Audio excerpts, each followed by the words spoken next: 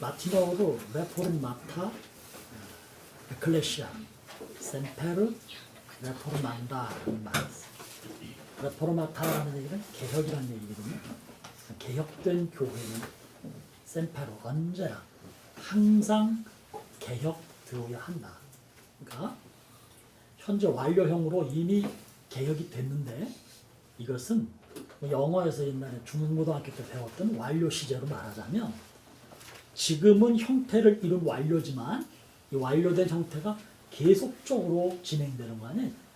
완료에 있어서 진행형을 말하는 거죠. 교회는 이미 개혁이 돼서 개혁교회라고 하는 교회 형태를 세웠지만 이것은 앞으로도 계속해서 항상 또 개혁이 되어야 한다. 이런 의미의 유명한 명제예요.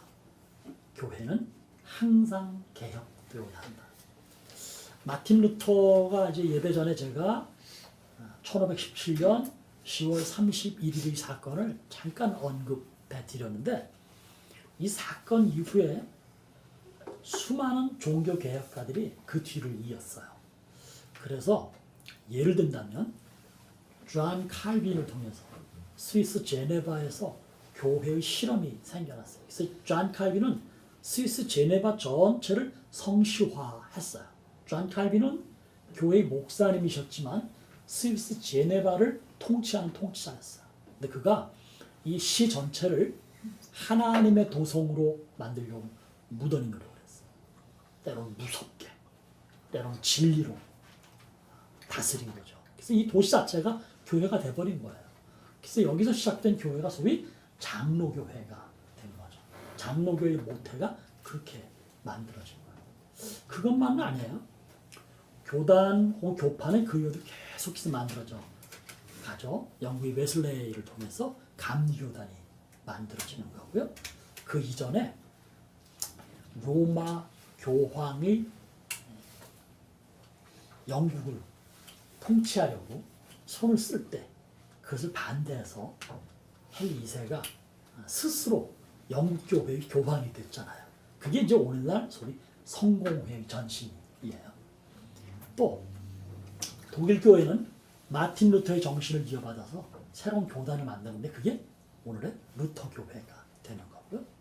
뭐 이렇게 쭉 이어오다가 또 침례교단 생겨나고 침례교단과 다른 교단들이 서로 막 운동을 하다가 오순절 교단, 순복음교회가 또 세계적으로 생겨나고 이렇게 해서 교단은 끊임없이 교파들이 나뉘어지지만 그 대부분이 바로 이 마틴 루터의 정신을 그대로 이어받은 교회들이에요. 그래서 이 교회들을 뭐라고 부르는가 하면 Reformed Church, 개혁된 교회. 짧게 말해서는 개혁교회라고 부르고요. 또 다른 표현으로는 개신교라고도 불러요. 그래서 지금의 가톨릭 교회와 대척점에 있는 가톨릭 교회에서 분리됐을 뿐만 아니라 가톨릭 교회가 가지고 있는 성경 해석의 수많은 오류들을 바로잡고자 무던히 노력하는 무리들이 세운 교회가 소위 개혁교회라고 하는 거고요. 오늘 우리 교회도 이 개혁교회라고 하는 거예요. 물은 고이면 썩기 마련이에요. 제가 이제 하루에 한 번씩 일주일에 한 3번, 2번 정도 저희 집 뒤쪽에 있는 저수지를 걷곤 해요. 요즘엔 아주 가을날이어서 너무 예뻐요. 그런데 이게 비가 좀 안 오니까요. 군데군데 웅덩이에서 물이 썩어서 냄새가 나요. 너무 아름다운데 가끔씩 그 냄새를 맡을 때마다 물은 고이면 이렇게 금방 썩는구나. 물만 썩겠어요? 땅도 썩는 거예요. 그래서 고이면 이런 거구나. 중세교회가 왜 문제가 됐는가 하면 무슨 성경 해석이나 뭐 이런 거 다 떠나서 중세시대는 교회가 권력이었어요. 그때는 왕이나 혹은 영주나 성주나 이 사람들이 다 누구에게 머리를 조아려야 했냐면 로마의 교황에게 머리를 조아려야 했던 거죠.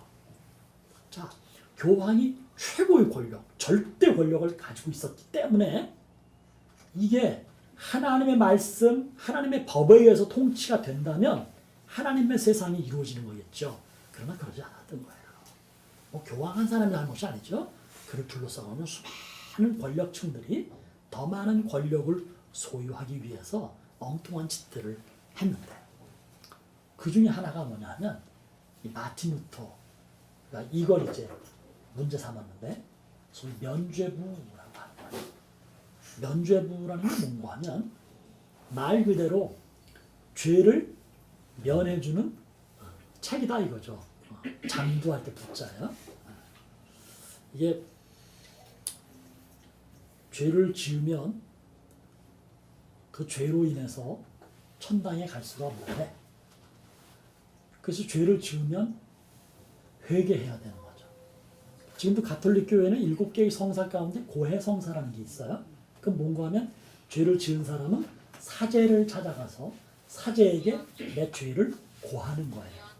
그러면 사제가 신부님이죠. 신부님이 예수 그리스도의 이름으로 죄를 용서해 주어요. 그 용서를 해주는데 대가 없는 용서는 없어요. 용서를 해주는 대신에 이제 건이가 좀 잘못한 게 있는 거예요. 예를 들면 건이가 잘못하는 게 대표적인 게 뭐가 있을까? 엄마한테 개기는 거. 뭐 예를 들어서 건이가 무슨 잘못한 게 있어.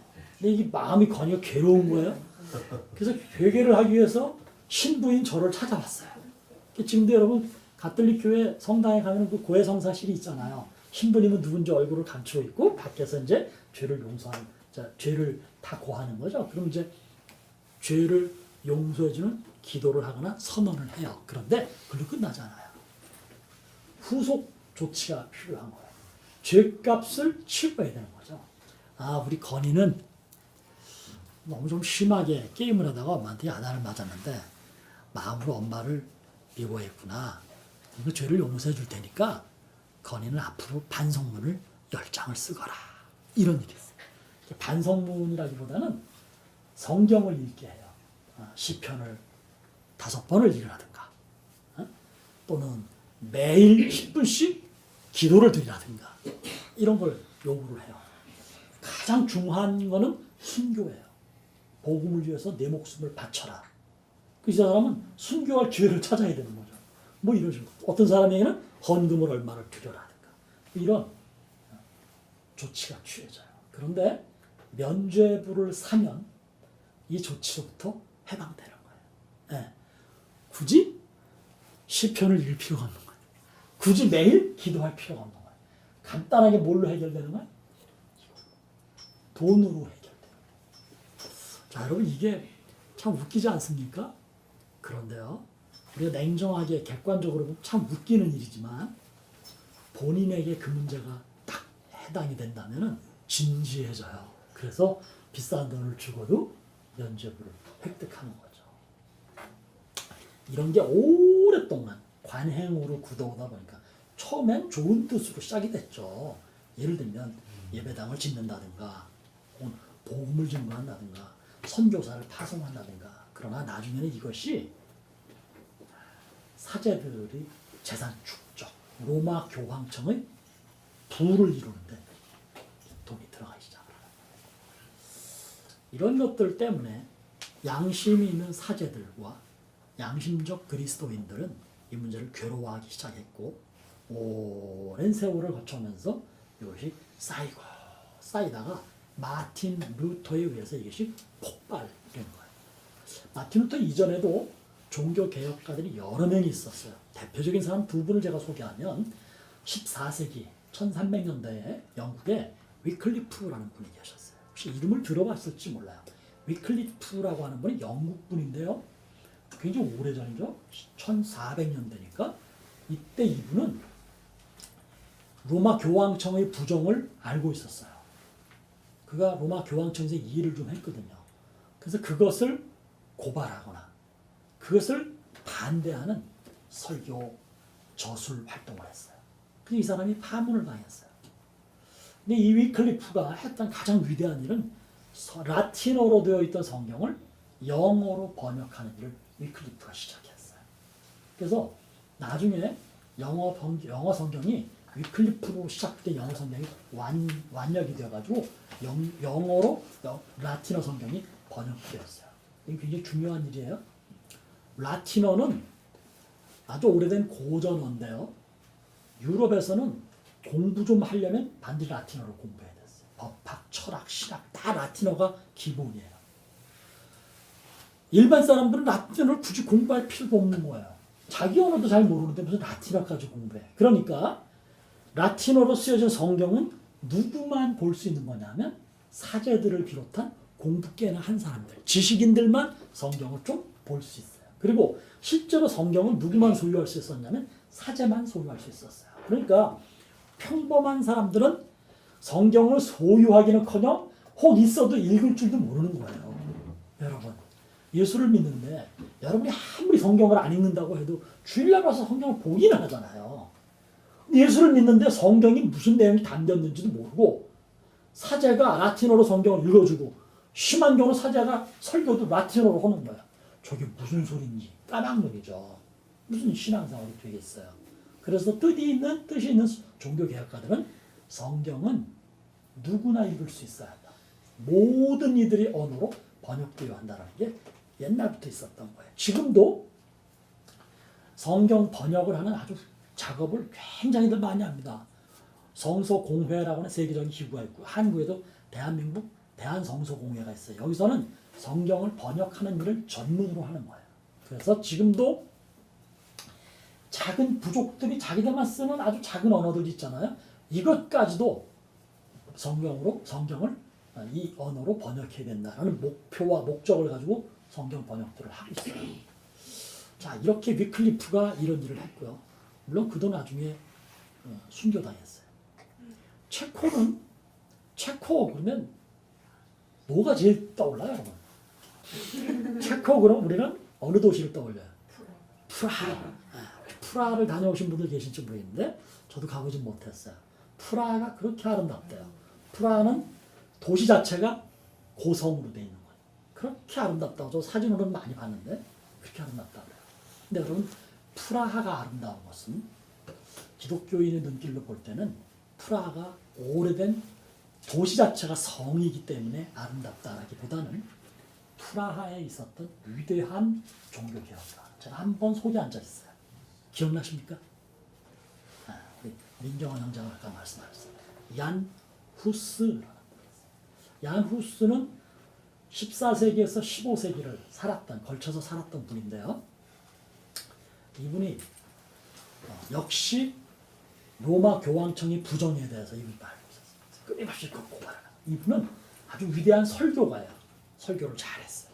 이분은 대중들 앞에서 공공연하게 설교를 통해서 로마 교황청을 중심으로 하는 중세교회를 고발하기 시작했어요. 글도 잘 써서 저술할 정도 했어요. 거기다 이분은 뭘 또 얘기하는가 하면 왜 사제가 특권의식을 가져야 되느냐. 본인도 사제지만 왜 성만찬 예전에서 사제는 떡과 포도주를 다 받고 왜 평신도에게는 포도주는 안 주고 떡만 주느냐. 지금도 천주교회는 떡만 받아요. 이분이 여기에 목숨을 걸었어요. 우리에게도 포도주를 달라. 이걸 외치기 시작을 한 거예요. 그래서 이분이 화형당했어요, 나중에. 그런데 이분이 화형된 이후에 체코 교회는 평신도들에게도 포도주를 주기 시작해요. 아주 유명한. 이런 분들이 이미 앞에 있었어요. 그러고 나서 마틴 루터라는 분이 나타난 거예요. 마틴 루터가 앞서 얘기했듯이 원래 법학을 공부했던 사람인데 아버지가 법학을 공부하라고 그래서 아버지 때대로 법학부에 들어갔던데 오랫동안 고민을 했던 거죠. 나는 신학을 하고 싶다. 사제가 되고 싶다. 그럼 어느 날 그가 집에 갔다가 학교로 돌아오는 길, 기숙사로 돌아오는 길에 번개가 확 벼락이 쳤는데 바로 옆에서 벼락이 떨어진 거예요. 얼마나 놀랐는지 깜짝 놀라서 그가 그 자리에서 서원을 한 거예요. 저를 살려주시면 제가 사제가 되겠습니다. 이런 경우는 더 있어요. 우리 친구들 중에도 어떤 사건으로 인해서 목사가 되겠다고 서원하고 신학교 온 친구들이 있어요. 많아요, 그런 사람들. 근데 루터도 그랬어요. 그래가지고 그가 법학 공부를 중단하고 신학 공부 시작을 했고 아버지가 뭐 노발대발했죠. 그러나 그는 그 모든 걸 뚫고 사제가 된 사람이에요. 목숨 걸고 사자가 되겠다고 했던 사람. 이제 나중에 전공을 뭘 했냐면 성서학을 공부했어요. 성경 본문을 연구하는, 지금은 성서 신학이라고 얘기해요. 헬라어, 히브리어, 라틴어를 공부해서 성경 본문을 깊이 연구하는 사자가 됐어요. 근데 그가 도대체 죄인이 어떻게 거룩하신 하나님과 관계를 회복할 수 있을까에 무척 관심이 많았어요. 로마 교회는 뭘 가르쳤어요? 아까 제가 얘기했잖아요. 고해성사를 하게 되면 신부님이 죄를 용서해 주면서 이런 일들을 해라, 행위를 요구하는 거예요. 헌금을 드리라든가, 너는 복음을 위해서 순교를 하라든가, 그것도 아니면 넌 집에서 며칠 동안 성경을 소리내서 읽으라든가, 암송을 하라든가, 아니면 특별 기도를, 작정 기도를 하라든가, 봉사를 하라든가 주거든요. 근데 루터가 사람들에게 그런 걸 시키기도 했고, 본인도 죄 용서를 위해서 다른 사제에게 그런 요구를 받기도 했어요. 아무리 몸으로, 행위로 죄 용서를 위한 일들을 해도 이 속에 있는 죄의식, 죄책감이 사라지지 않는 거예요. 그게 루터의 고민이었어요. 어떻게 해야 되는가. 그러다가 이제 루터가 갈라디아서와 로마서를 깊이 연구하는 중에 놀라운 복음을 발견하게 된 거예요. 그게 로마서 1장 17절 말씀이에요. 찾아볼래요?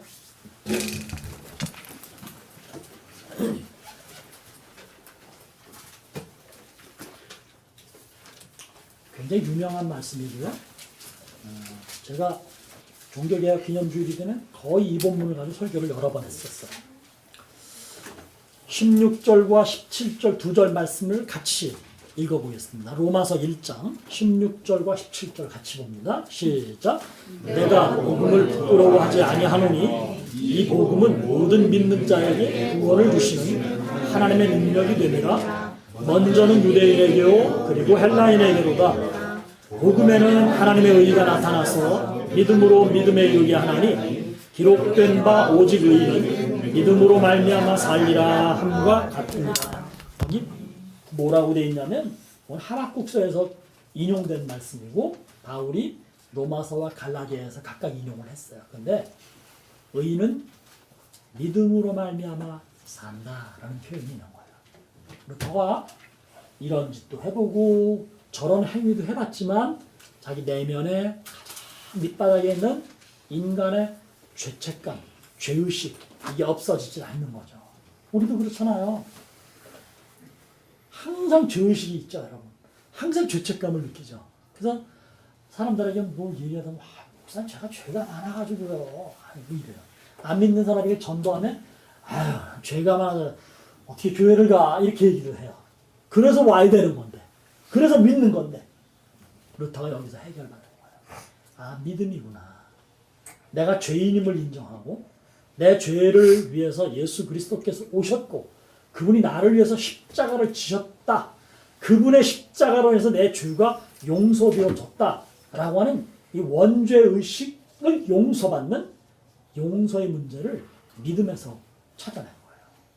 마틴 루터는 이제 이때부터 중세 교회가 가르치고 있는 이 행위의식에 대해서 문제제기를 하기 시작한 거죠. 행위의식의 가장 대표적인 게 뭐였어요? 아까 얘기했던 면죄부거든요. 이건 아니지. 이건 아니지. 이제 마틴 루터가 이제 그렇게 가르치기 시작했고, 그렇게 이제 문제제기를 하다가 드디어 1517년 10월 31일 위텐베르크 대학교회, 만인성자교회라고 알려져 있는데 그 교회가 95개 조항의 반박문을 게시하면서 일이 시작이 된 거예요. 우리 주님이신, 우리의 선생이신 예수 그리스도께 회개해라. 사죄에게 회개해서 사죄가 예수 그리스도의 이름으로 간접적인 용서를 해주는 것이 아니라 직접 예수 그리스도께 용서를 구하고 직접 그분으로부터 용서를 받는 것. 이것이 복음이다. 이 루터가 95개 조항의 첫 번째 조항이 바로 이 말씀이에요. 그는 마지막 부분에서는 면죄부를 사는 행위로 구원을 얻거나 천당에 가는 게 아니다. 나중에 마틴 루터가 보름스 국회에서 그 설전을 벌였던 택첼이라는 이 사제가 있는데요. 이 사람 뭐라고 얘기했는지 아세요? 너희가 면죄부를 사면서 면죄부를 살 때 돈을 지불하잖아요. 그 금화가 헌금함에 떨어질 때 딸랑 그리고 소리를 내는 순간 너의 영혼이 지옥에서 하늘나라로 옮겨갈 것이다. 이렇게도 가르치. 말이 되는 소리? 그런데 수많은 사람들이 그 말에 넘어가는 거예요. 이런 일들을 마틴 루터는 말도 안 되는 소리, 비복음적, 반성경적, 그래서 이걸 엎어야 된다는 게 마틴 루터의 철학이었죠. 그렇게 시작이 돼서 드디어 마틴 루터의 종교개혁이 시작됩니다. 마틴 루터도 파문을 당해요. 파문이라는 징계는요, 요즘 말로 하자면 교인이 성사에 참여하지 못하는 거예요. 대한예수교 장로회 통합 측의 헌법에도 그 징계하는 징계란에 뭐가 있냐면 성사에 참여하지 못하게 하는 징계가 있어요. 예배는 드릴 수가 있어요. 그런데 성찬식을 할 때 성찬을 받을 수가 없는 거예요. 우리는 말지 뭐 혹시 여러분 그럴지 모르지만 사실은 굉장히 중요한 거예요. 성찬은 여러 가지 의미가 있는데 그 중에 하나가 뭐냐면 이 공동체의 일원으로 받아들인다는 의미가 있어요. 그런데 성찬에 참여하지 마 너는, 그럼 이 얘기는 뭐냐면 이 공동체 일원이 아니라는 얘기예요. 더 나아가면 너는 그리스도 밖에 있는 존재라는 거예요. 중세교회는 이게 굉장히 큰 벌이었어요. 파문을 당하면 그리스도의 은총을 입을 수 없는 거죠. 그리스도인인데 그리스도의 은총을 입을 수 없다라는 벌보다 더 큰 벌이 어디 있어요? 차라리 죽는 게 낫지. 이게 신앙이거든요. 루터도 파문당했고 수많은 종교개혁자들이 다 이렇게 파문당했어요. 그럼에도 불구하고 이분들은 개혁의 의지를 꺾지 않고 끝까지 복음을 위해서 싸웠던 것이죠. 자, 이렇게 해서 생겨난 것이 오늘날 중세 가톨릭 교회를 반대하는 잘못된 성경 해석과 그 오류를 바로잡고자 세워진 교회가 Reformed Church, 개혁된 교회라는 의미예요. 그렇게 해서 이제 오늘까지 이렇게 되는데 이 개혁교회가 가지고 있는 아주 중요한 몇 가지 명제가 있는데 그 중에 하나가 솔라 피데 라틴어인데요. 오직 믿음으로 라는 뜻이에요. 다시 한번 따라해 봅시다. 오직 믿음으로. 그러니까 뭐 면죄부를 사서 구원받는 게 아니고요. 믿음의 고백으로 구원을 받는 거예요.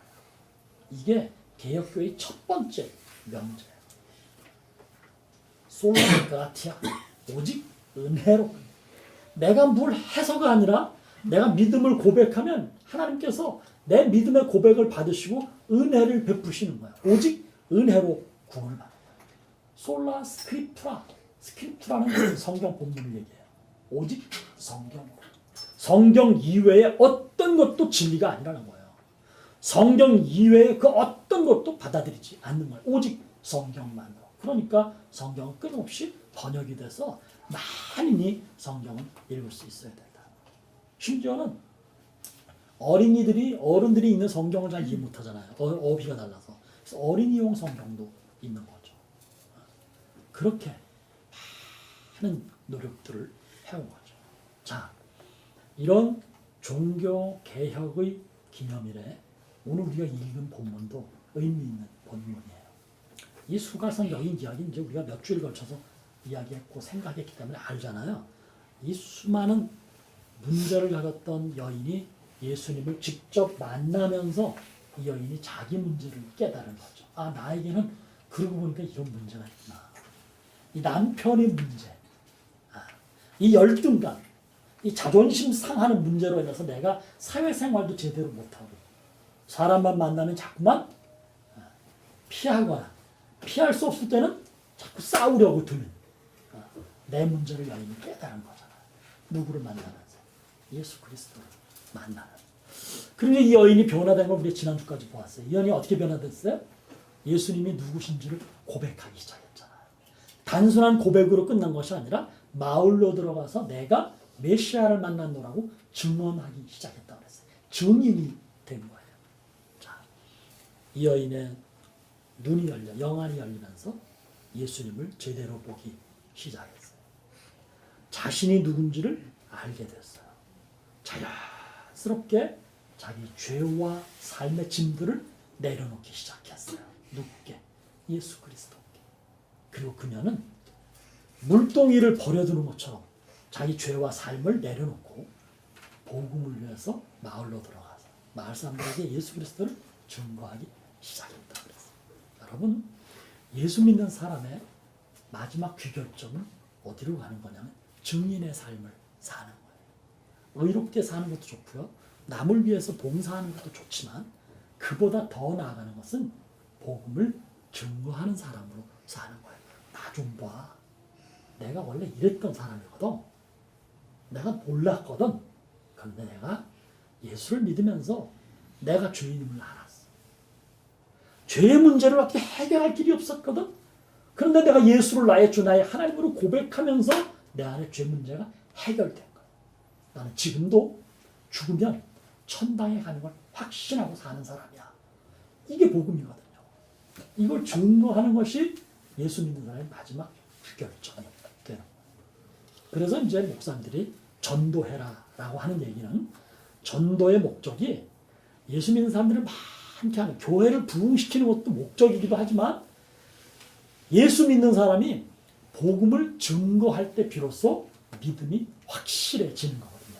그래서 목사님들이 전도 훈련도 시키고 전도를 하게 만드는 거예요. 자, 우리는 이 여인이 복음을 위해서 어떻게 헌신했는가를 지난주에 보았어요. 그런데 이 여인이 마을로 들어간 다음에 제자들이 이제 예수님을 찾아왔잖아요. 그러니까 예수님이 여전히 우물가에 계시거든요. 너무 오랜 시간 지체했기 때문에 아유 예수님 죄송합니다. 잡수실 걸 저희가 가져와야 되는데 어떻게 할까요? 그랬더니 예수님이 뭐라고 말씀하세요? 오늘 우리가 읽은 본문 말씀 돌아가 봅시다. 요한복음 4장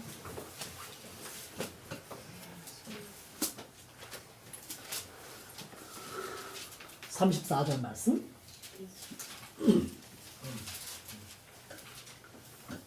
누가 잡수실 걸 좀 갖다 드렸느냐고 여쭤봤어요. 그랬더니 예수님이 이렇게 말씀하세요. 같이 봅니다. 예수께서 이르시되 나의 양식은 나를 보내신 이의 뜻을 행하며 그의 일을 온전히 이루는 것이다. 예, 무슨 말이에요? 나의 양식은 나를 보내신 이의 뜻을 행하며 그의 일을 온전히 이루는 것이라고 예수님 말씀하셨는데 예수님을 보내신 분이 누구예요? 하나님이시잖아요. 그럼 하나님의 뜻은 뭘까? 그분이 예수님을 내보냈으며 예수님을 통해서 무엇을 이루려고 하셨을까? 그건 당연한 거죠. 하나님과 죄로 인해서 하나님과의 관계가 망가진 여러분과 저 같은 인간. 이 망가진 관계를 다시 회복시키기 위해서 예수님을 보내셨다라는 거예요. 예수님은 이걸 이루기 위해서 십자가를 지셨죠. 그런데 십자가를 지시기 전에 예수님이 했던 여러 가지 일 중에 가장 중요한 일이 또 하나 있어요. 그건 뭐냐면 제자를 만드는 일이에요. 그래서 12제자를 만드셨잖아요. 12제자만 있는 거 아니에요. 예수님을 기다리고 따르는 수많은 무리들을 자꾸 만드셨고 그들에게 말씀을 자꾸 가르치시면서 제자를 만드셨어요. 왜 만드셨을까요? 나중에 예수님이 겪으셔야 하는 십자가 사건과 부활 사건을 이 제자들로 하여금 증언하게 하기 위해서 제자를 만드신 거예요. 여러분 우리도 예수님의 제자예요. 우리가 해야 할 일이 있는 거예요. 그건 뭐고 하면 예수 그리스도를 증거하는 일이에요. 옛날에는 예수천당 불신죠. 최관등 목사님이라는 우리나라 초대교회 목사님이 계셨는데 그분이 예수천당 불신죠. 그러면 사람들이 막 놀래가지고 이게 무슨 일인가? 그분 이름이 권능이에요. 성령의 권능이 역사해서 그 말을 듣는 순간 회개하는 사람들이 막 시장 바닥이 여기저기서 일어났다고 그래요. 지금은 그렇게 해서는 전도가 안 되잖아요. 왜? 문명화되면서 사람들이 책도 많이 읽고 생각도 많이 하고 보고 듣는 게 많은 거예요. 그래서 지금은 전도하는 방법도 자꾸 달라지는 거죠. 1대1. 교제하는 거죠. 그 사람에게 잘해주는 거죠. 그 사람과 신뢰관계를 구축하는 거죠. 그럼 그 사람에게 내 삶을 간증하는 거죠. 그리고 그에게 감동을 주는 거죠. 물론 그 사이에 성령의 역사가 일어나는 거죠. 이게 이제 제자가 해야 될 일이거든요. 예수님은 십자가를 지기 전에 했던 가장 중요한 일은 제자를 양육하는 일이에요. 그 중에서도 특별히 12제자를 양육해서 이들로 하여금 사도 삶을 살게 하셨고 초대교회를 세우게 하셨잖아요. 자, 하나님의 뜻은 예수님을 이 땅에 보내셔서 죄로 인해서 하나님과의 관계가 망가진 인간을 하나님과의 관계를 다시 회복시키는 일이었고, 회복된 그 사람들로 하여금 하나님의 뜻을 자꾸 확산시키는 거, 그게 이제 하나님의 뜻이었어요. 바로 이 수가성의 여인이 그렇게 행했어요. 예수님은 지금 나에게 물질적으로 먹는 것도 물론 중요하지. 너네들이 수고했어. 그러나 그보다 더 중요한 일이 있었단다. 내가 한 여인을 만났는데 그 여인과의 만남에서 이런 일들이 있었고 지금 그 여인이 마을에 복음을 전하러 갔단다 라고 예수님이 말씀하시지 않았을까. 제 추측이에요. 행간에. 자, 어떤 일이 벌어졌냐면 말씀을 정리하는데 맨 뒷부분으로 가봅시다. 마지막 절 42절 같이 한번 읽어봅니다. 본문 42절이에요. 시작. 그 여자에게 말하되 이제 우리가 믿는 것은 이 말로 인함이 아니니 이는 우리가 친히 듣고 참으로 세상에 구주신 줄 알미라 하였고. 이게 무슨 얘기냐면 사마리아 그 마을 사람들이 이 여인의 이야기를 듣고 그래? 그가 누구야? 우리도 좀 만나자. 그래서 왔어요. 와서 예수님께로부터 그 우물가에서 다시 말씀을 들었어요. 이들이 예수님을 가지 마시고 며칠만 좀 더 계셔서 이 좋은 말씀을 저에게 좀 계속해 주세요. 예수님이 가서 이틀을 더 유하셨다 그랬어요. 이틀 동안에 예수님이 가서 복음을 증거하면서 소위 사마리아 수가성 내에 예수 믿는 사람들을 더 만드셨죠. 소위 제자를 더 양육하신 거예요. 여러분, 이게 요한복음 4장에서 끝나는 이야기가 아니에요. 이 얘기가 뒤로 더 진행이 돼요. 한번 확인해 볼래요? 사도행전 1장 8절, 지난주 우리가 찾아서 읽었던 말씀이에요. 오직 성령이 너희에게 임하시면 너희가 권능을 받고 예루살렘과 그 다음에 어디? 온 유대와 또 사마리아. 그리고 땅끝까지. 굳이 예루살렘과 유대 지경 그 다음에 그냥 땅끝까지 그러셔도 되는데 예루살렘과 유대와 로마 이러셔도 되는데 로마를 언급하지 않으시고 어디로 언급하셨어요? 사마리아를 언급하셨어요. 예수님은 사마리아라는 곳에서 한 이름 없는 여자와 1시간 얘기를 하면서 그녀를 변화시켰어요. 변화된 여인이 끝난 게 아니라 자기 동네에 가서 사람들에게 생전 만나고 싶지 않고 만나봐야 얼굴만 붉히던 동네 사람들에게 내가 메시아를 만났노라고 증거했어요. 근데 이 사람들이 예수님을 만나기 위해서 다시 우물가로 와서 예수님 말씀을 듣다가 너무 감동해서 우리하고 이틀만 더 계십시다. 그래서 예수님이 이틀 더 머무시면서 계속해서 말씀을 전해주셔서 이 사람들이 예수님의 제자가 될 거다. 예수님을 이걸 잊어버릴 수가 없는 거죠. 그러니까 예수님이 마지막으로 남기시는 유언 중에 세상에서 남긴 유언 중에 너희가 복음을 전해야 되는데 이 예루살렘 그리고 이 유대 지역 넘어서서 내가 옛날에 갔던 곳이 있어. 버려진 땅, 암울한 땅, 사마리아. 거길 넘어서서 땅끝까지 내 증인이 되라 라고 가르쳤어요. 예수님이 사마리아라는 지명을 언급할 때 이 수가성 여인의 사건을 꼭 기억하셨다는 거예요. 사건은 여기서 안 끝나요. 결과물이 나와요. 사도행전 8장으로 가봅시다.